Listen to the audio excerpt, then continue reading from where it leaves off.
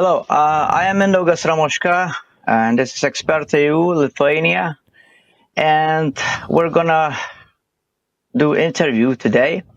And at the beginning, I will read some quotes. So Lithuania states that Ukraine is currently fighting not only for its own freedom and independence, but also for freedom and independence of entire civilized and democratic world, including the US. Lithuanian political leaders have repeatedly informed Lithuanian people that we are satisfied only with victory on the front line on Ukrainian territory and that Ukraine's borders must be restored to what they were in 1991. Lithuania has repeatedly indicated that after victory on the front line, Russia will have to pay reparations to Ukraine and that Russian President Vladimir Putin will have to be tried in the Hague Tribunal, and also at the tribunal initiated by Lithuanian leaders specifically for Putin. Lithuania has shown global leadership for years in actively helping to rebuild Ukraine, providing billions of dollars in financial support, a percentage of GDP, as well as military and other necessary assistance. I would like to point out that Ukraine's invitation to join NATO and victory over Russia is strategic goal of Lithuania without any compromises that we hear on Lithuanian media outlets daily. So I would like to introduce our special guest, William Scott Ritter, former United Nations weapons inspector, author, commentator, and true American patriot. Hello, Scott. Well, thank you very much for having me.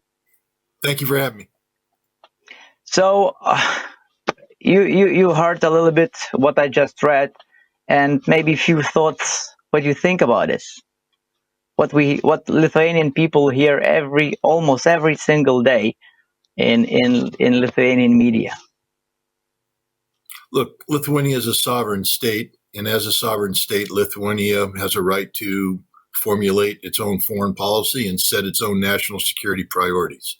I will say that it usually is sound practice to ensure that your foreign policy and your national security priorities conform to reality, or otherwise you'll find yourself disappointed. And if you take too extreme of a position, failure to accomplish these goals and objectives could actually have a detrimental impact on the very security you're trying to preserve. I would say that in the case of Ukraine, in the case of Russia, Lithuania's foreign policy objectives are to the detriment of Lithuania's national security. It is clear at this juncture that the gambit of Lithuania, together with its NATO partners, to use the conflict in Ukraine as a mechanism of achieving the strategic defeat of Russia has failed, and has failed egregiously. And Lithuania is in danger of finding itself completely out of touch with reality, seeking to pursue policy objectives that are not only unattainable, but if Lithuania continues to pursue them, may find Lithuania in a very precarious situation economically, politically, and militarily. Thank you. Thank you for your opinion on this question, on these things. And maybe let's go to some topics that we can discuss further. So German Brigade and Lithuanian Constitution. You already spoke about German Brigade before, so your speech was translated into Lithuanian language for Lithuanian people to understand better what's going on. So because on the news it's really different story what you're saying and how they're telling us, how it's going to be helpful and how we're going to be strong and how it's going to be really, really good stuff to have a German brigade here. But thing is that Lithuanian Constitution, Article 137 says that there may not be any weapons of mass destruction or foreign military bases on territory of Republic of Lithuania. May I add that I think translation is not really should be not allowed to be weapons of mass destruction, because maybe it's not perhaps right word, but maybe I'm wrong in this. So, former Minister of National Defense Laurynas Kasčiūnas said, the use of the military territories and facilities of the Republic of Lithuania by the German Brigade, Lithuania will be subject to the concept of the Republic of Lithuania. Respecting the sovereignty of the Republic of Lithuania and the requirements of law, the Rudininkai training ground, where the majority of German brigade will serve, is not a military base of another country, but a military territory of Republic of Lithuania, which will be used by the troops of German Brigade and Lithuanian Armed Forces, as well as by troops of other NATO allies. So, will the deployed German brigade become a foreign base, or it's Lithuanian one? It's kind of a question here. Again, I re-emphasize that Lithuania is a sovereign state responsible for its own laws, interpretation of those laws. I think that the issue of having German soldiers based on Lithuanian soil is an issue of diplomacy between Lithuania and Germany to define the status of those forces and what, and how Lithuania chooses to do that, what terms become acceptable between Lithuania and Germany, or the business of Lithuania and Germany. If the Lithuanian people believe that the Lithuanian government is not adhering to the intent of the law and allows German forces on Lithuanian soil in a manner which is inconsistent with the Constitution, then I would imagine that's an issue between the Lithuanian people and the Lithuanian government to be resolved at the next election. But I'm not going to sit here and pretend that I have a right or am even in a position to define how Lithuania should interpret its own laws. What I can say is this. If you think that a brigade of German troops on Lithuanian soil somehow protects you, you're wrong. If anything, the conflict in Ukraine shows that the reality of high-intensity conflict of the sort that would be expected to occur in any case where Russian forces met with NATO forces, and the last time I checked, Lithuania is a member of NATO, and so is Germany. The level of violence that would come from this, the level of death and destruction, would mean that a German brigade would have a life expectancy of less than 5 days. And unless there is a mechanism in place for Germany to rapidly reinforce this brigade with additional brigades, that would have to include prepositioned forces, dedicated earmarked forces, mechanisms of transfer, appropriate, logistical support, ammunition stockpiles, etc., none of which exist. Lithuania is just fooling itself. And the problem with this self-deception, this self-delusion, is that Lithuania may be operating from a perception of security where no such security exists, and get itself involved in a crisis with Russia that could lean towards a military solution. And if that's the case, then Lithuania will cease to exist. I think Lithuania needs to understand that it should not be in the business of promoting conflict with Russia. Russia's not in the business of promoting conflict with Lithuania. But if there is a conflict, rest be assured, only one nation will be destroyed, and that will be Lithuania, together with the other Baltic nations and any other NATO member that seeks to acquire. Ask yourself, what is the reinforcement schedule of NATO troops to Lithuania? Compare and contrast that reinforcement schedule, if one exists, with the expected anticipated rated advance of the Russian army. And the answer is that Russia will have occupied all of Lithuania before any NATO troops could arrive to rescue Lithuania. And the German forces that will be stationed in Lithuania will die in Lithuania. This is the reality. Now, if Lithuania wants to spend money on having German forces based on, that's its business. And if Germany wants to sacrifice a brigade of soldiers by dispatching to Lithuania, that's its business. I would advise that Lithuania would be better served by focusing on how to peacefully coexist with Russia and not promoting conflict both in Ukraine and potentially in Lithuania. Yeah, you're very right, especially that Russia is our neighbor. I mean, Kaliningrad Oblast is our neighbor, and on other side is Belarus. So like you having two, we call it countries aggressors. I mean, so it's like small tiny country in between of two big. I mean, Belarus not so big, but Russia is like huge countries, and we're escalating this like really big time. So okay, so maybe we continue, and the next one is commander of Lithuanian Armed Forces Romualdas Vaikšnoras and the need to fight against Russia. So Romualdas Vaikšnoras, commander of the Lithuanian Armed Forces, speaking on behalf of the entire military alliance, said, "Now we want to fight our war against an equal adversary, and Russia is that adversary." So the question is, does such a speech by Lithuanian military commander indicate that the readiness of all NATO to fight against Russia, including USA? Yeah, that's the question. Well, let's look at it from two perspectives. One, the state of the Lithuanian military, because again, I emphasize that if there were to be a conflict between NATO and Russia, Lithuania would be destroyed in the first week. The Lithuanian army is not the equal of the Russian army. It's not anywhere close to being the equal of the Russian army. Even with a German brigade propping it up, the Lithuanian army would be defeated handily in short order.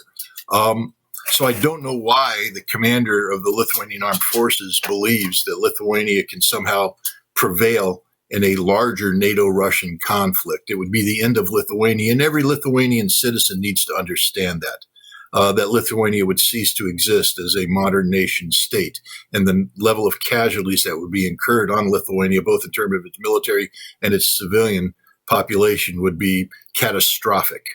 But now let's talk about the other reality. NATO doesn't exist without the United States. I'll say that one more time, just because in case Lithuanians are confused by the fact that they're inviting Germans back to Lithuanian soil. And I want to emphasize that.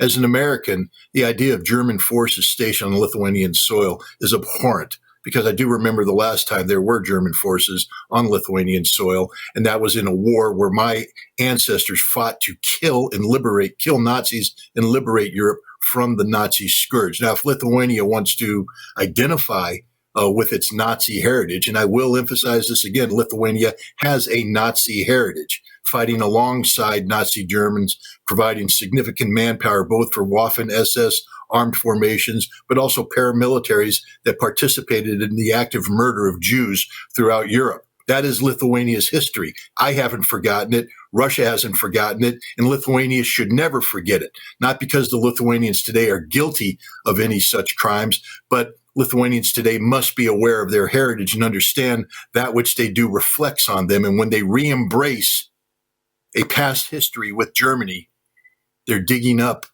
graves that should perhaps bodies that should be left buried. I'm not too happy about this, and I don't think too many Americans, upon reflection, are. But the fact of the matter is, Lithuania and NATO doesn't exist without the United States, and we are not going to commit suicide because some Lithuanian general decided to let his mouth run off and write checks that the NATO body can't cash. NATO is not prepared for war. I'll emphasize that one more time. NATO is not prepared for war. There are no competent military formations in NATO besides the United States military. Germany has taken how long to get a single brigade organized and prepared to be sent to Lithuania? One brigade, 5,000 troops, and it takes them years to do this. And yet you want to engage in a conflict of global scale with Russia, a nuclear armed power. The United States isn't going to do this. And without the United States, NATO is nothing. I'll say that again. Without the United States, NATO is nothing. So my advice to this Lithuanian general is just to sit down and shut up. Stick to the business of defending Lithuania against any potential threat, including Russia. You have every right to prepare for self-defense against Russia. But once one recognizes that there is no legitimate defense against Russia because Russia is far too big, that perhaps the best course of action is not to kick the bear, but rather find a way to live in peace with the bear. That doesn't mean appeasing the bear, Lithuania is a sovereign state. It can be a member of the European Union. It can be a member of NATO. Russia could care less. But find a way to live in peace with your neighbor. That's the best course of action. And allowing this general to talk the language of war when Lithuania is in no position to survive such a war is irresponsible in the extreme. Yeah, you're very right. Because as you mentioned, Second World War, and Lithuania already demolished monuments of Soviet soldiers in capital Vilnius. So they're like doing some like aggressive moves towards Russia or against Russia, just to make things worse and worse. So it's not nice from, let's say, our side to escalate these things, because for example, in Germany they're not demolishing any monuments in for example Slovakia or Hungary or other countries, but Latvia, Lithuania are doing this. So it's not really nice things to do to your neighbor. It's our history. It was long time ago. So just keep it, have it, remember it, and respect it. That's it. It's so Soviet Union with Americans, British and French, they fought against Nazi Germany, and we won. So we should keep these monuments as the history, and to remind ourselves what can happen, in the future if you don't respect that. No, I agree. It's very important to remember the history. It's very important to remember one's history. Thank you. So let's move to another one, and Lithuanian withdrawal from arms control treaties. So Lithuania has officially withdrawn from the 2008 Convention on Cluster Munition, as well as considering withdrawal from Ottawa Convention banning anti-personnel mines. So what more should Lithuania to do ensure victory in battlefield with Russia? It's like strange question, but it's sometimes we don't know what to expect from our government and what they're doing. Well, first of all, as an American, woe be it for me to criticize Lithuania for withdrawing from treaties that the United States is not a party to. So I can't be critical of Lithuania for saying they wish to use cluster munitions or anti-personnel mines when my country uses cluster munitions and anti-personnel mines. These are decisions of legitimate national defense. And if the Lithuanian military professionals believe that their force would be a more lethal force by employing these weapons, and they're not concerned about the signal that sends to Lithuania's non-American allies, again, Lithuania is a sovereign state. It has a right to make these decisions. You're talking to a former Marine here who has trained and used cluster munitions and air-dispensed anti-personnel mines in combat. It's a weapon of war, and my job when I'm in the military is to kill or disable my enemy, to achieve military victory by facilitating the enemy's defeat. And usually that means by killing the enemy. And I don't believe that you kill the enemy softly. I believe you kill the enemy hard. And I believe in using whatever legal weapon is available, use it to its most lethal effectiveness. So who am I to tell the Lithuanian army you can't use cluster munitions or submunitions or anti-personnel mines? But again, I come back to the following. Do I really want to be training as a prize fighter when I'm a lightweight and all my potential opponents are heavyweights, knowing that the first round, the first punch, I would be knocked out? Or would I, as a lightweight, seek to say that maybe the best thing to do is engage in intellectual discourse about chess or change the nature of the game? Lithuania should not be in the business of trying to fight wars. That is not Lithuania's strength. I don't care how many cluster munitions you have. I don't care how many anti-personnel mines you have. There's not enough, and you're going to lose. And it's a waste of money. It's a waste of time. It's a waste of effort. What Lithuania should be emphasizing is diplomacy. They should be emphasizing economic discourse, interaction. They should be emphasizing cultural exchanges to develop deeper cultural understandings amongst the Lithuanian and the Russian people. This is what needs to happen if the goal is to live in peace and prosperity, to avoid war. And since Lithuania cannot fight and win a war, Lithuania would probably be best served by joining those treaties that de-emphasize the weapons of war, such as cluster munitions and anti-mines. Take a leading position on, humanitarianism as opposed to militarism, because it's only through humanitarianism that Lithuania is going to be able to survive going forward. If Lithuania picks up the sword, one must remember the biblical adage, to live by the sword, you will die by the sword. And if that's the death Lithuania wants, so be it. Like I said, it's a sovereign state. It can choose any fate it so desires. Yeah, you're right. Very right. For example, we're giving humanitarian help to Ukraine. That's fine. It's understandable. People are suffering. But when we're supporting or giving weapons, so it's different story. So you're inflating war more and more, so and it keeps pushing more casualties, more people that are suffering, and it's all destruction. So it's not good at all to do these things. So yeah, you're very right on this. Okay, so let's move forward. And Lithuanian European Commissioner for Space, we have one, and the war with Russia. So European Commissioner for Space, Lithuanian Andrius Kubilius, has informed that Russia may launch a military invasion of NATO and the European Union in 2028 instead of 2030 as planned. So he calls for European space shield. Member countries should, quote, unite our defense efforts in space, Andrius Kubilius says. So the question is, will Russia break into NATO even sooner?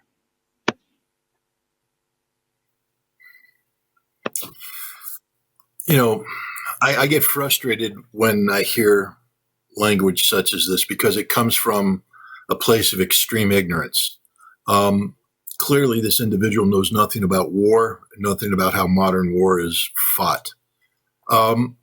If we take a look at the frontage that exists between Russia and the Baltic nations, because I do think we can safely say that if Russia were to go to war against the Baltic states, it wouldn't be against one Baltic state, but against all three simultaneously.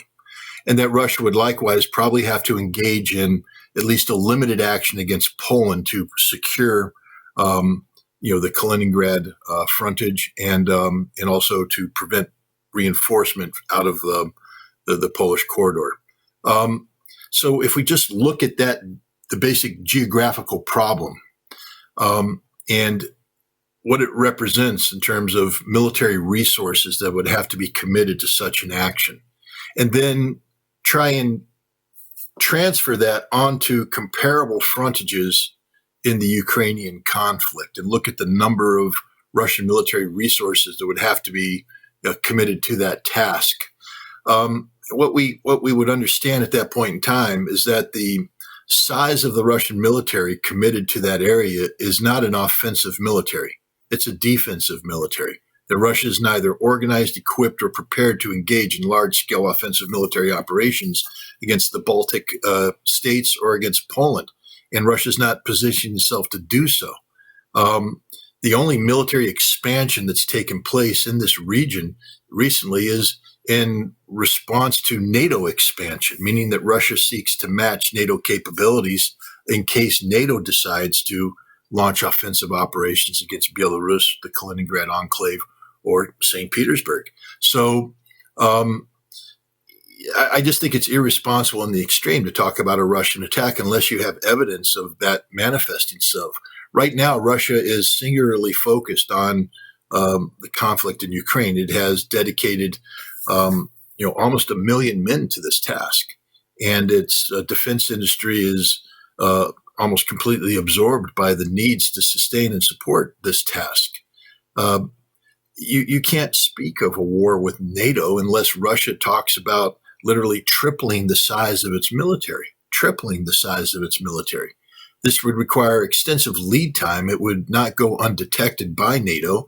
And it's just something Russia's not interested in doing. One of the reasons why Russia is seeking to pursue the opportunity to bring an end to the conflict in Ukraine, albeit on terms acceptable to Russia, is because Russia recognizes that in the long term, having a war economy function, to the high degree that it's currently functioning is not good for the overall Russian economic health, and that Russia would like to get back to a sense of normalcy.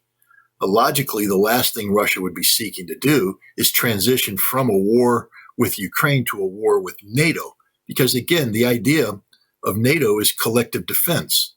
If Russia were to launch an attack against the Baltic nations and against Poland, then Russia would need to be prepared to defend itself from NATO counter thrusts coming out of Romania, out of Hungary, out of Slovakia, out of the Czech Republic, out of Norway, out of Finland. This would mean a total mobilization. Russia's not doing that. Russia's not interested in that. So this is just fanciful, irresponsible thinking on the part of this Lithuanian individual, but it matches the fanciful, irresponsible thinking from NATO as a whole, where from the Secretary General Mark Rutte on down, you have NATO irresponsibly invoking the threat of a Russian military action against Europe without even going through how such a threat would manifest itself. Military professionals, true military professionals who know something about war, understand the mobilization requirements that would have to be met by Russia before they can even consider doing something like that, and recognize that these mobilization efforts would not go undetected and would take place over the course of years, which would give NATO a chance to respond, to build up. Russia's just not interested in that. Russia is focused on, normal economic based interactions with nations, a peaceful coexistence. The war in Ukraine was thrust upon Russia. Russia didn't seek to engage in this conflict of its own volition. It was compelled to engage in this conflict because of the actions of NATO, because of the actions of Ukraine, because of the actions of the United States. But it's not, seeking confrontation with the West. It's not even making an effort to prepare itself for the potential of offensive confrontation between the West. Russia right now has a military posture which outside of Ukraine is singularly defensive in nature. Russia is not preparing for an offensive, and any military professional who looks at the intelligence knows this. So one has to question the political motivations behind any intelligence assessment that says that Russia is preparing for an attack in 2030 or 2028 or at any time. Russia is not preparing for an attack against NATO, and every NATO member who has access to the real intelligence knows this to be the case. Yeah, thank you. So far, Lithuania, maybe let's say 20 years or something like this, always were saying that Russia is a threat. Just keep telling people, that Russia is a threat and is going to attack us and so on and so on.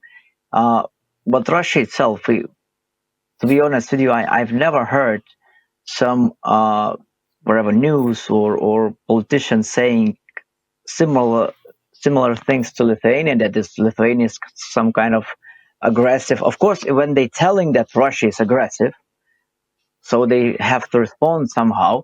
For example, one Lithuanian former parliament member said that all Russians are terrorists. So, and they represent Lithuanian people, and it's to be honest sad that they doing this to our neighbor.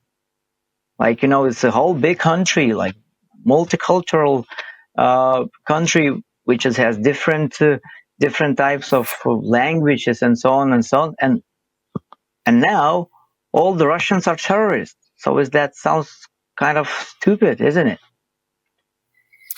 It's unnecessarily provocative in addition to being factually inaccurate. Russia is actually a nation that possesses one of the strongest anti-terrorist postures imaginable and has been active in the fight against both domestic terrorism and international terrorism.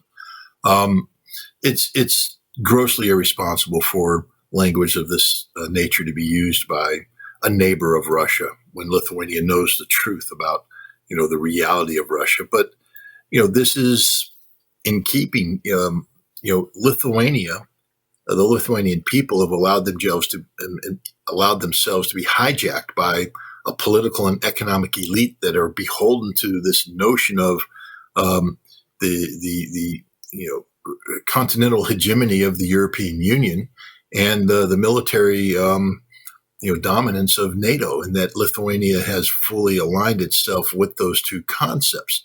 But the fact is, the European economy is not doing well right now. I don't think Lithuania's economy is doing well. In fact, I think Lithuania just took itself off of the Russian power grid, and I don't know what the percentages are right now, but within 24 hours, 120% increase in the price of electricity, and that's going to go up and go higher with no chance, in the foreseeable future for it to stabilize and go down.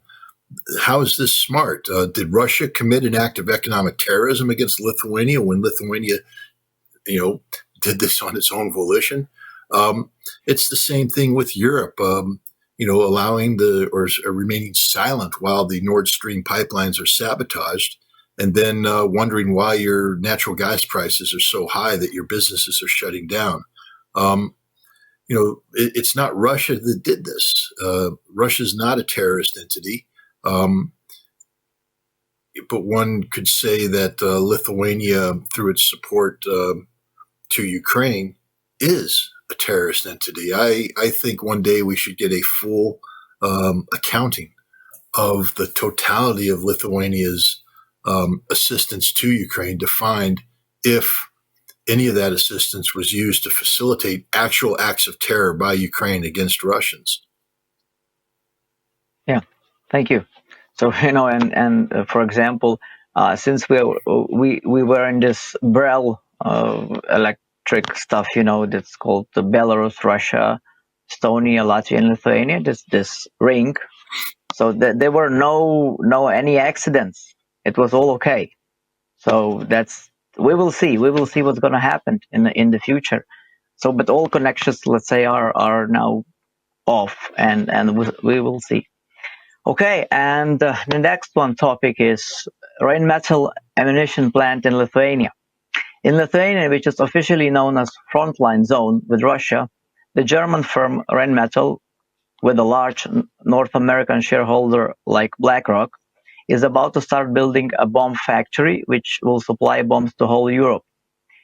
The 340-hectare facility will address Lithuanians' national security needs and contribute to European defense efforts by producing tens of thousands of 155mm artillery shells annually.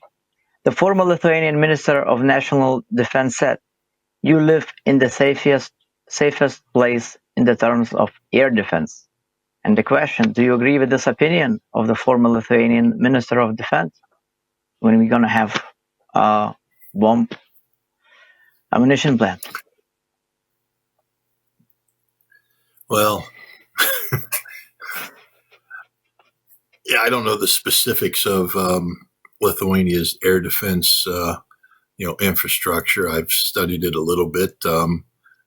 I would dare say that it is neither as modern or as integrated as the air defense that has been provided for Ukraine, or the air defense that was installed in Israel to protect it from ballistic missiles and things of that nature. And as a result, if there is a conflict where Lithuania and Russia are paired off against one another, there is literally no air defense in Lithuania that can save it from the wrath of Russia. Russia possesses weapons that cannot be shot down by even the best air defenses, and Lithuania does not have the best air defenses. Lithuania's air defenses would be, one of the early targets of any Russian air campaign. So it would all be eliminated in the first 48 hours, regardless.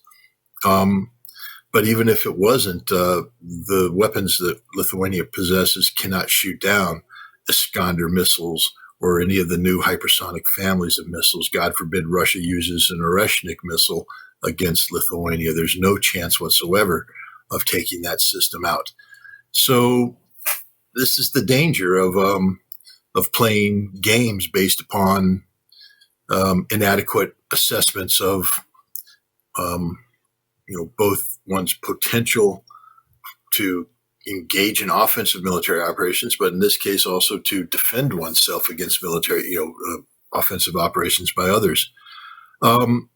Be rest assured that the Rheinmetall plant will rise to the top of Russia's targeting priorities in case of a conflict, and that this plant would be taken out at any time. Also understand that the declared production rate, tens of thousands of artillery shells per year, doesn't even provide for a week's worth of artillery shells in a high-intensity conflict such as what's taking place in Ukraine today. So all the artillery shells that would be produced by this facility can't match the need of 1 week's battle in the Russian-Ukraine conflict. So that these things have to be said so that people can put the importance of this Rheinmetall plant and its strategic significance in a proper perspective. Yeah, you're right, and especially it's the facilities would be in the front line. So what's the first thing you should do? Just get rid of it. First task. So Lithuania leads NATO in spending. In 2025, Lithuania will continue to firmly pursue its main goal, strengthening security and defense. Ukraine's victory over Russian aggression and a stronger Euro-Atlantic relationship, said Kęstutis Budrys, Minister of Foreign Affairs. Senior Lithuanian military and political officials have agreed to invest 5 to 6% of GDP on defense spending over next 5 years, making it the first NATO country to make such commitment. Lithuania is sending a strong strategic message that is ready to use every means possible to ensure security of citizens and become global leader in defense spending, said Minister of Defense Šakalienė. So, question is Lithuanians 5 to 6% sufficient, or should Lithuania spend even more on NATO's common defense? Again, it's an issue of a sovereign state to resolve internally. Lithuania could spend 15% and still not produce a military capable of defending Lithuanian soil in case of a war with Russia. So these are fake numbers because they won't result in any meaningful change. It's hard for Lithuania to sell itself as a leader.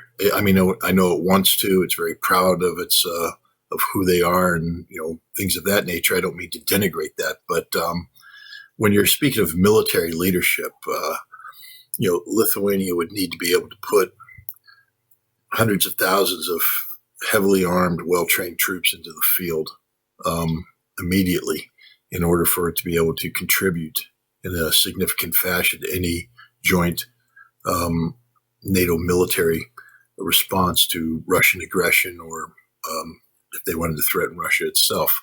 Lithuania can't do that and is not in a position to do that. So this is literally a political maneuvering by the Lithuanians to make themselves appear to be more influential in the NATO structures than they actually are.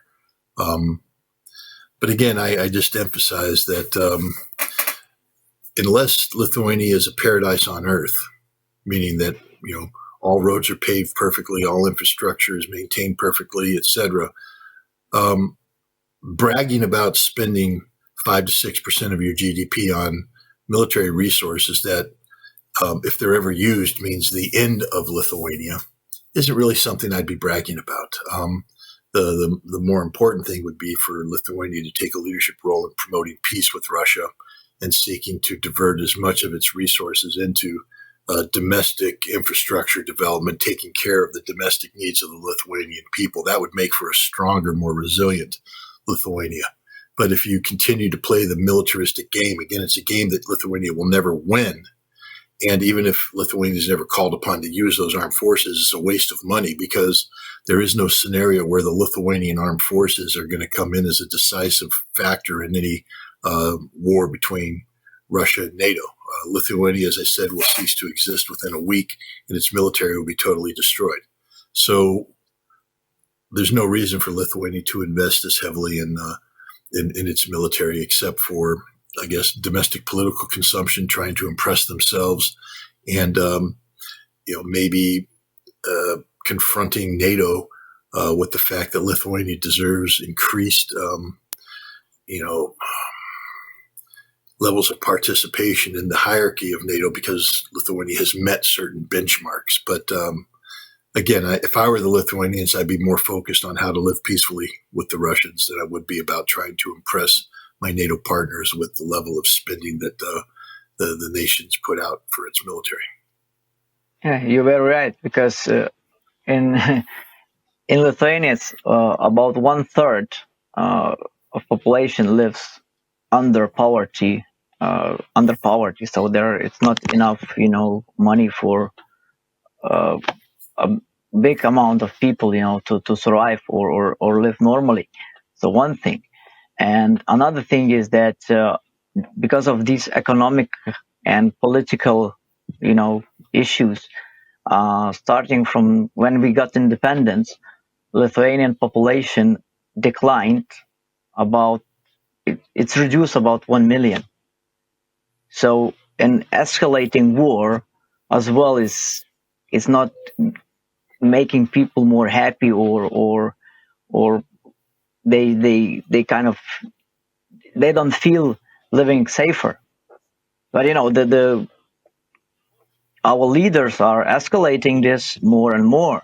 Of course, some people believe in that, especially that in media they're not showing opposition or different media outlets who speaks truth, for example, like you or others. So it's just one line that where the Russia is gonna attack, we have to spend more and more, and we're leaders in in spending on defense. So that's the true reality. So, and maybe the last thing I would like to ask you for your thoughts. How you feel about recent Trump's conversation with Putin and the speech by U.S. Defense Secretary Pete Hegseth, as Lithuanian political leaders lost their minds because it was completely opposite of Lithuanian positions that we talked before. Again, I'll start by saying that Lithuania is a sovereign state, and Lithuania has every right to carry out foreign policy, national security policy, the way they see fit.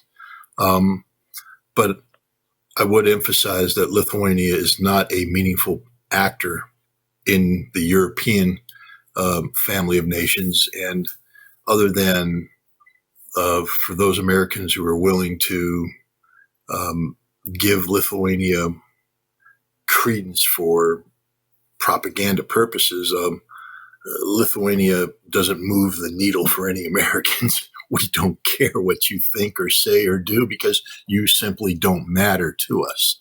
Unless I have a Lithuanian mother or parents, family history in Lithuania, there's nothing that goes on in Lithuania that any American really cares about, and we certainly don't care about what Lithuania thinks about the war in Ukraine.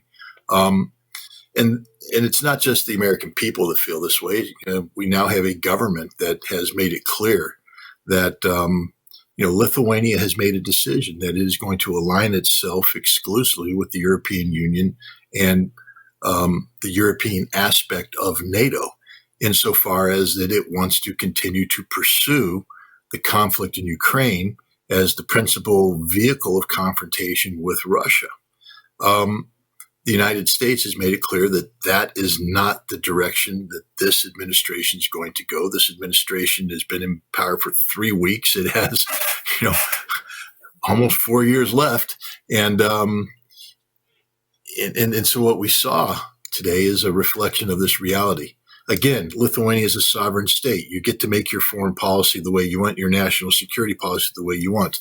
If I were advising the leadership of Lithuania, I would advise them to go into neutral gear at this point in time, to shut up about any aspect of NATO spending, of support to Ukraine, anything. You don't have to jump in with the United States, but my advice would be to shut up, because you're not taking a leadership position in confronting the United States, because you don't matter. Therefore, we don't care what you think.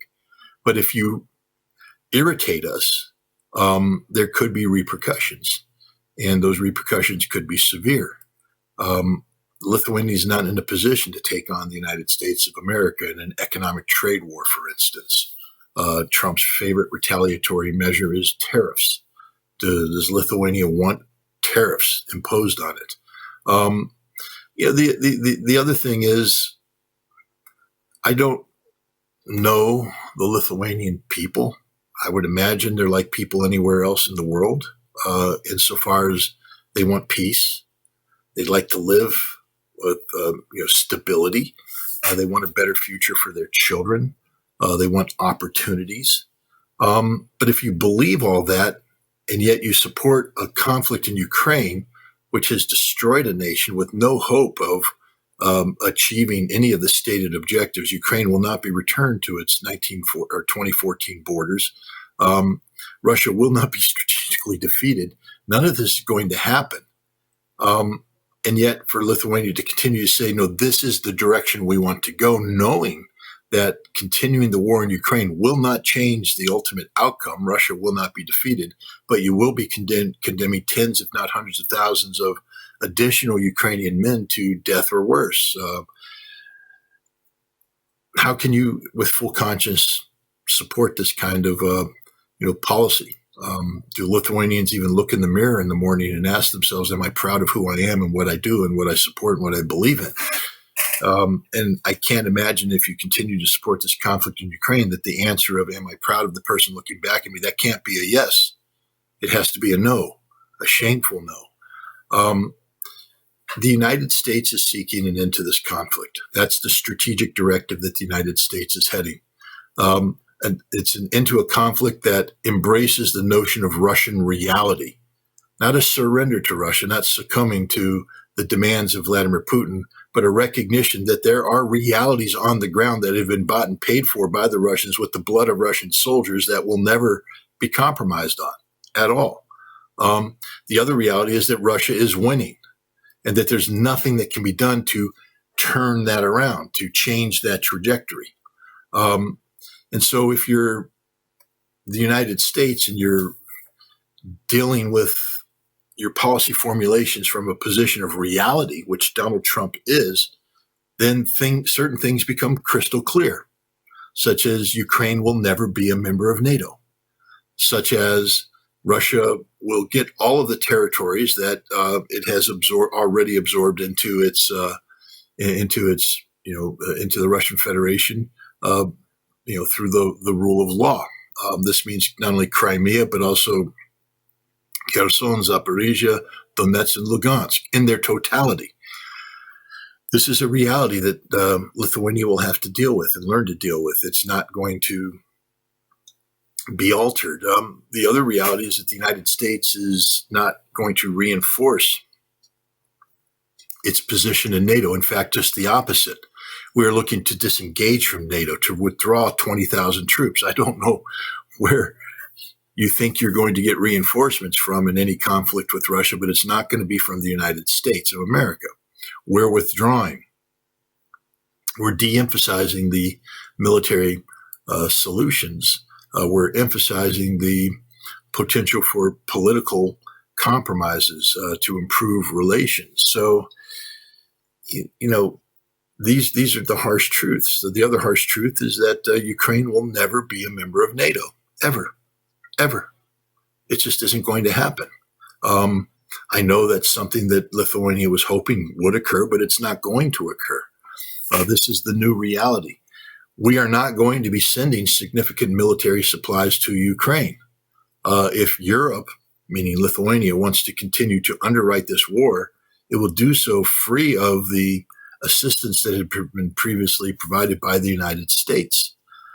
These are realities that people have to deal with. The other reality is that the United States is not looking to sustain a regime change policy against Russia, where we view Vladimir Putin as, an evil dictator who must be removed. Vladimir Putin and Donald Trump had a very productive 90-minute phone conversation where they not only talked about getting together to craft a peace formulation for the situation in Ukraine, but also to invite each other to their respective capitals. State visits. This is a completely different direction than Lithuania and Lithuanian leaders have been articulating they favor. Lithuania is going to have to adapt to the American reality, or else Lithuania will find itself on the wrong side of history when it comes to a post-Ukrainian conflict Europe. Thank you, Scott, for your very nice and good insights, your thoughts on these issues. And we hope we're going to see you sometime in the future, and we're going to have some chats as well, okay? Okay, well, thank you very much for inviting me. It was a pleasure to talk to you and your audience.